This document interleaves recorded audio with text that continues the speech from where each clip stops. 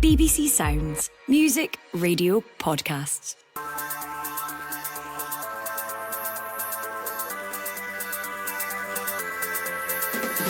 Good morning, good afternoon, good evening. Whenever you're listening to this, welcome to the Scottish Football Podcast. We hope you're all safe and well after a blustery 72 hours or so. Celtic v Dundee was postponed after all that, but thankfully there was no shortage of talking points. Oh, it's a red card, is it?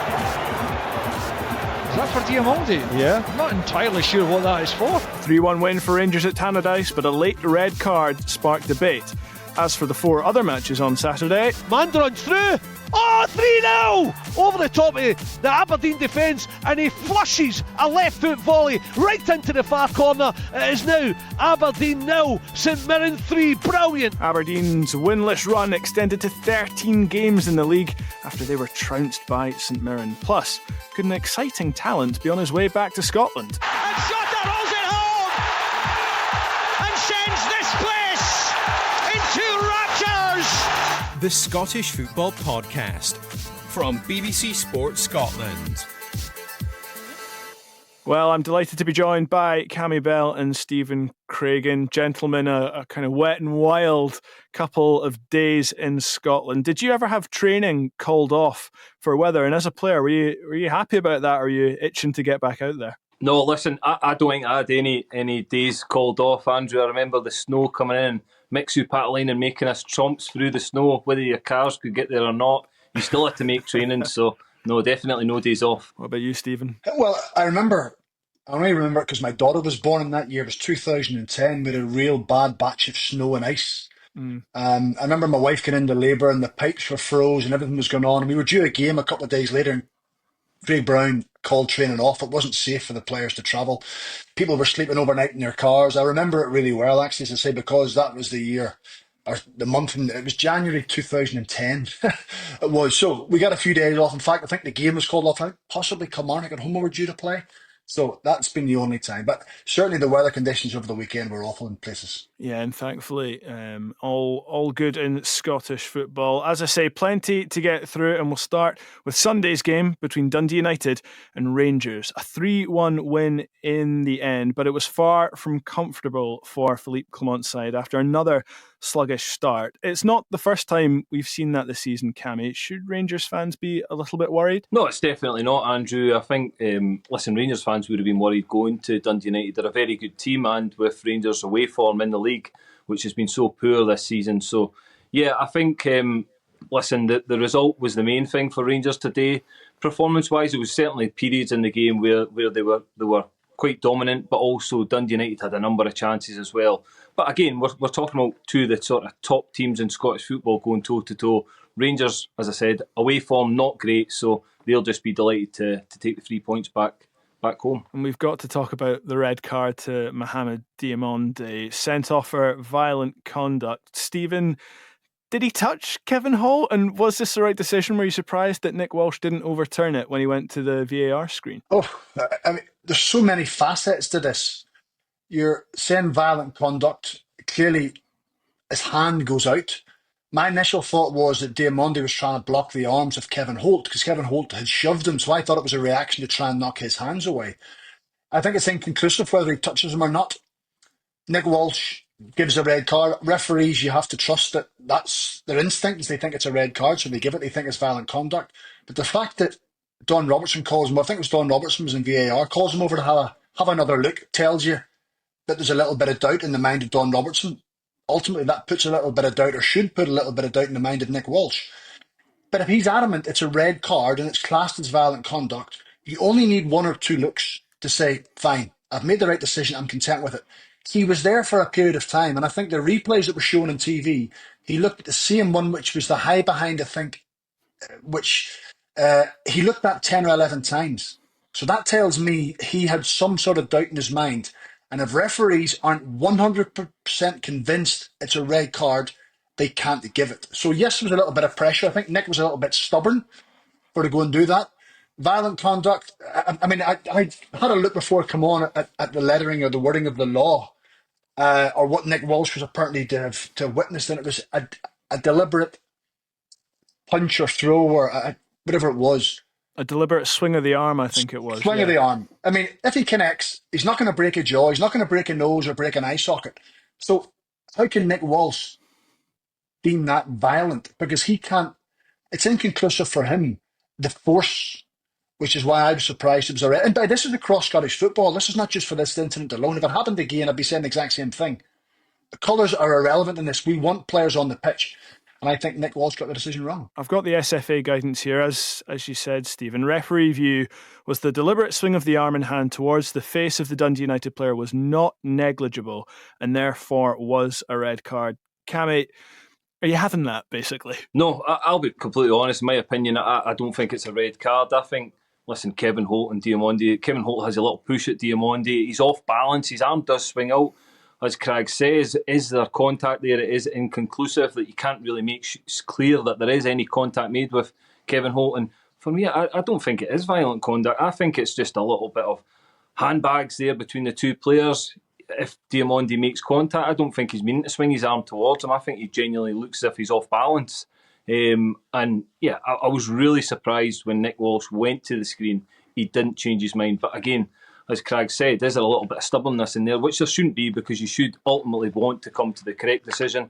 And I think Nick Walsh has got that one wrong. Well, ultimately, it didn't have too much of an impact on the game. Rangers were already 3-1 up by that point. They'd finally really managed to shake Dundee United off, and it came from an unbelievable strike from Cyril Dessers. Not the first time we've said that this week.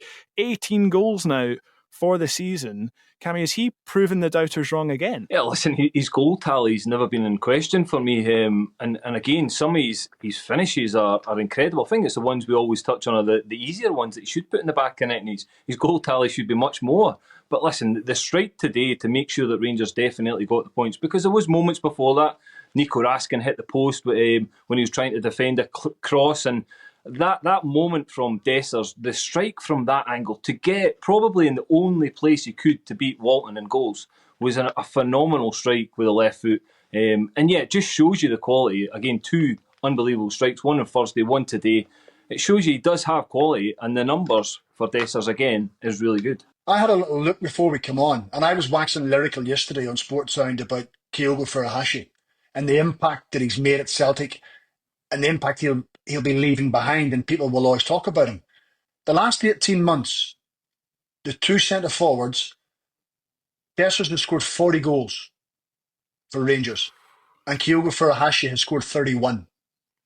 So it's amazing how, clearly because Celtic are winning, Kyogo's scoring in the Old Firm games, decisive goals, cup finals, but the number of goals for someone who people don't rate, 40 goals is incredible in 18 months, and someone to get 31 who's on a completely different level. So I'm not comparing the two players, I'm just comparing the numbers and how they're thought about from each side of the Old Firm. So, his goal on Thursday night was phenomenal.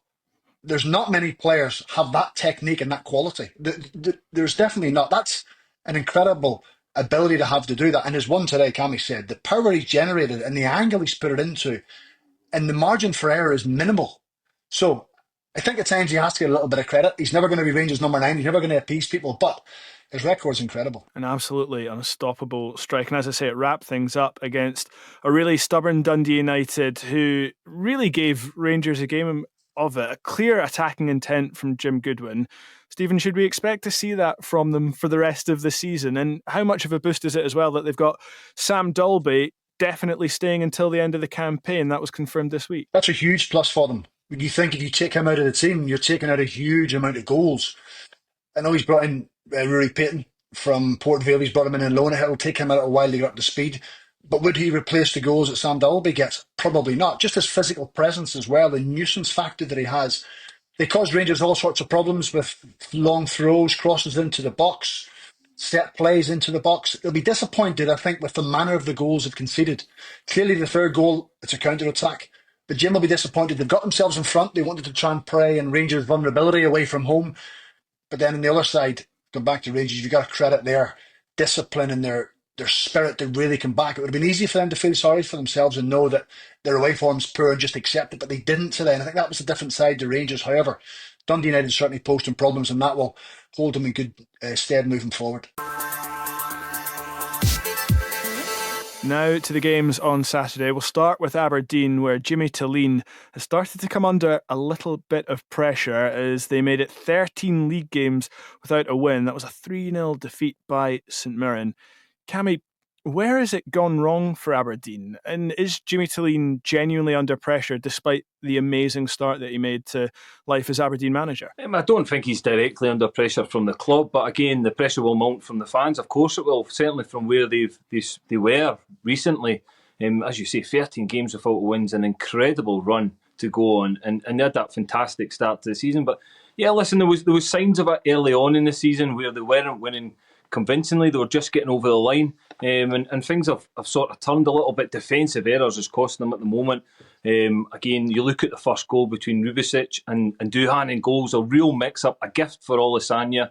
But Olasanya and Mandron caused them all sorts of problems. So I think they do have problems defensively. They are leaking goals, and they certainly look a team that are absolutely short in confidence. We've got a defender and a goalkeeper here. So who was at fault for that Olasanya goal? Was it Ross Duhan in goals, or was it Slobodan Rubicic? Go on, Craigs. Yeah, well, from a defensive perspective, when I played with goalkeepers, I used to say that unless you're convinced you can influence the game, then stay in your goal line, because it makes my mind up.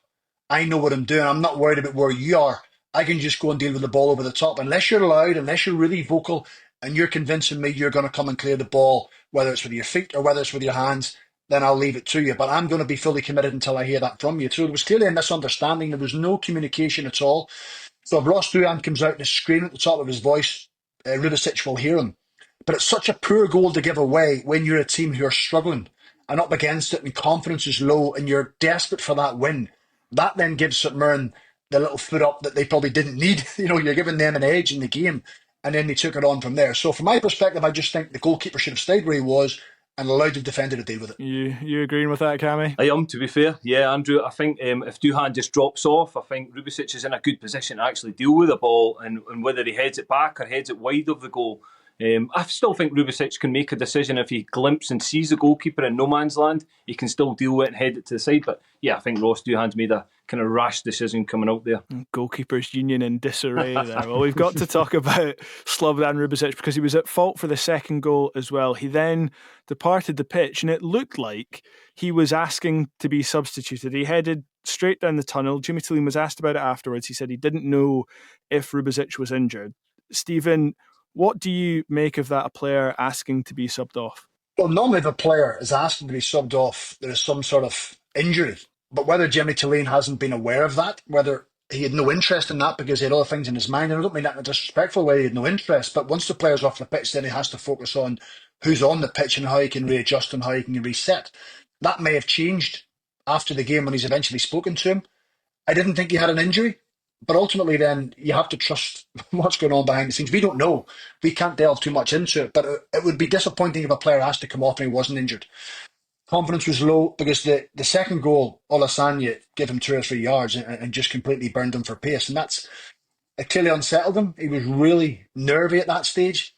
But I think back to the goals that Aberdeen have conceded against St Mirren in the 3 games. And they've all been very, very similar.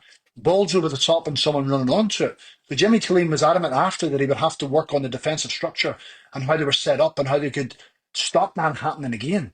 You think you would have learned from the first time? Second time's another warning, and the third time then you get punished again. So the third game. So yeah, we have to take the manager at his word. We have to take the player at his word. I'm sure over the coming days it will come out what actually happened. But in the end, it doesn't really matter because it was such a poor day for Aberdeen. And Stephen, is that simply Stephen Robinson getting the better of Jimmy Tilleen again? And how much credit should go to Stephen Robinson for that? Because it's a couple of times now that they've turned Aberdeen over. It is. It's funny, I was texting him last night coming down the road because I know Cammy will tell you himself, if you have Ross County away, you're Inverness away, or Aberdeen away and you win, the bus journey home is always so much more enjoyable. It's a buoyant bus. You can speak to someone, no one's sitting isolated, everyone's kind of mixing. So I can imagine that's what the bus was like coming down the road. But everything about St Mirren yesterday was bang on the money. Over the last number of weeks, I think they've been too easy to play against and too easy to score against. And yesterday, they addressed that. They were difficult to play through. They didn't give up many opportunities. The back three took no risks. They played the ball into Aberdeen's half, and they allowed their strength and their power and their pace to go and dominate and dictate the game. Second half when Aberdeen flexed the muscles a little bit, the midfield was solid. They give the three midfield players give the back three protection, the wing back stop crosses coming in. So everything that Stephen Robinson would want from his team came to fruition yesterday.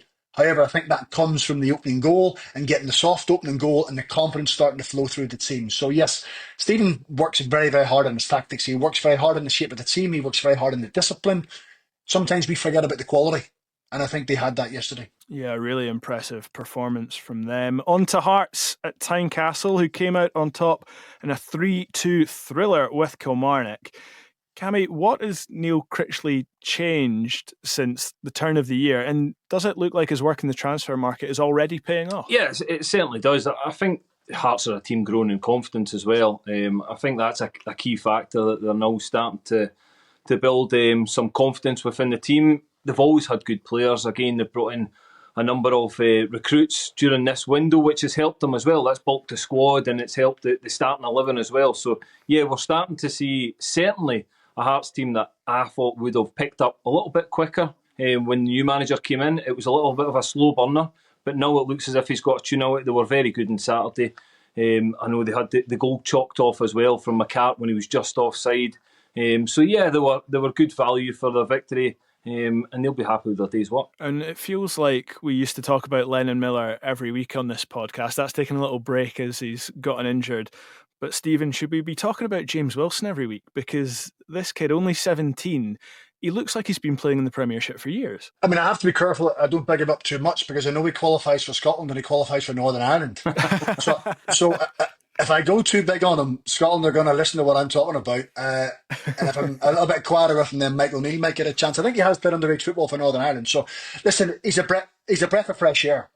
And the one thing you always talk about when you bring young players in, they're fearless. Some of them come in and are fearless. Others come in and you can see the step up impacts them.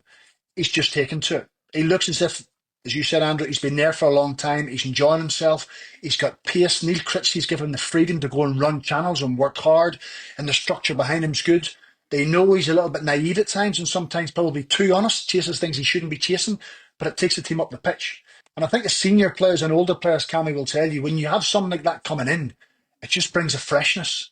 It just brings an excitement around the older players, because you don't have to always set the tone, or we don't have to set the tone. The young ones can do it. They can carry the fight and you can follow them in the battle. So I think he's been excellent. He really, really has. Kabunga has been good as well. All the talks about Lawrence Shankland. Nobody's mentioned Lawrence Shankland in the last 3 or 4 weeks, because Wilson's been getting goals. Kabunga's got 3 and 2 starts.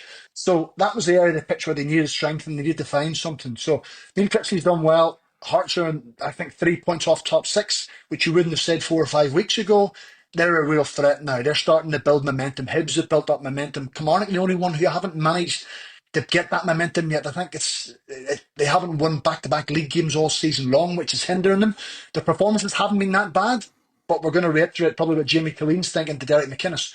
The goals they conceded were really, really poor. That's not the goals that Kilmarnock conceded last season. Hence the reason why they finished 4th in this season, are sitting in 10th. Well, that's exactly it. And Cammy, should Kilmarnock be worried about that position in 11th place, or is the league so tight that Derek McInnes won't really be thinking about it? I think he'll be concerned. Again, as Craig said, the goals they're conceding isn't like a Derek McInnes side. They're conceding, again, poor goals. You look at, again, probably try to nail the goalkeepers here again with O'Hara. 3rd goal, it's a real gift again that almost takes them out of the game.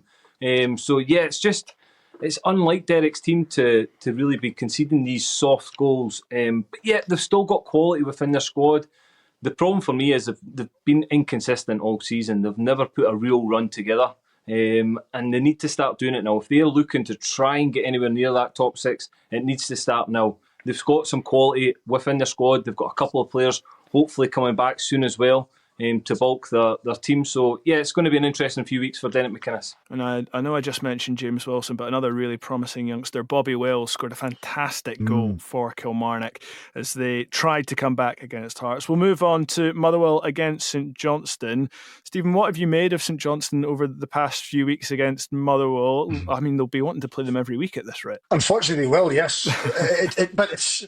The key was always going to be for Seymour Valacari was to back up last weekend's Scottish Cup win. Because a cup game can bring out a performance in a team, and that's great. But then when it comes to league, it can feel a bit of a slog again. So it was vitally important for the confidence and the morale within their dressing room to back it up.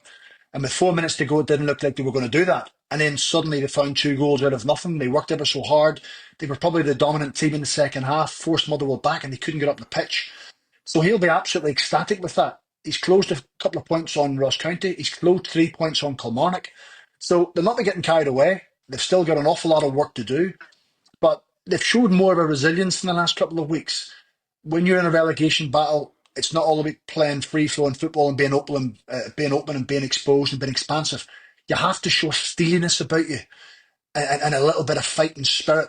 And I think they showed that in the last 4 minutes of the game yesterday, which will give them huge heart going forward. So they're certainly moving in the right direction. You'll feel like it's been a huge step forward the last couple of weeks, but maintaining it now and doing it over 7, 8, 9, 10 games is going to be the next challenge. And what's really going on at Motherwell? Because it seems like the fan base is a little split at the moment. There was some kind of strange comments from Stuart Kettlewell last week about kind of who should be talking about football and who should be talking about Motherwell.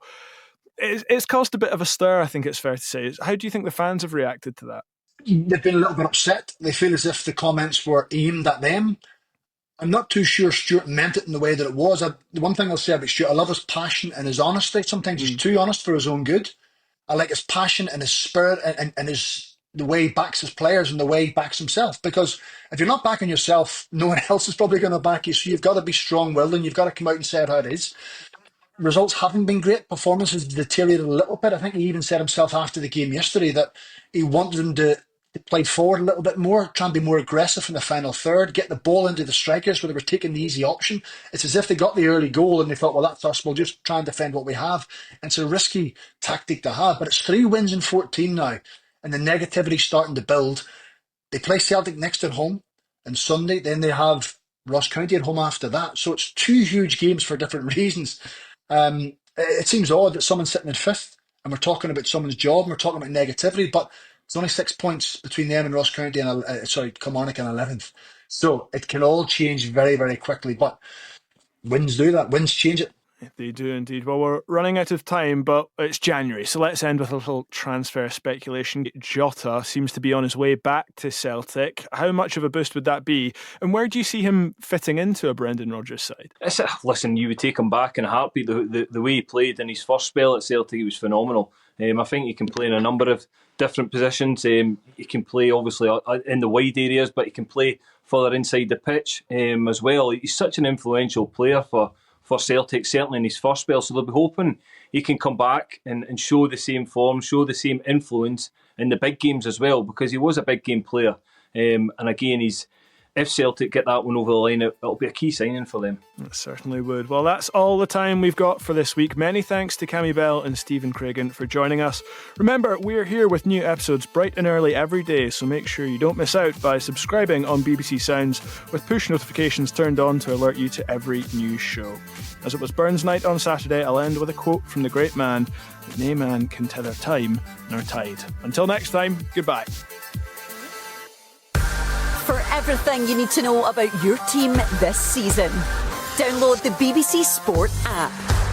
All the latest news, goal updates, stats and scores, and insight and analysis.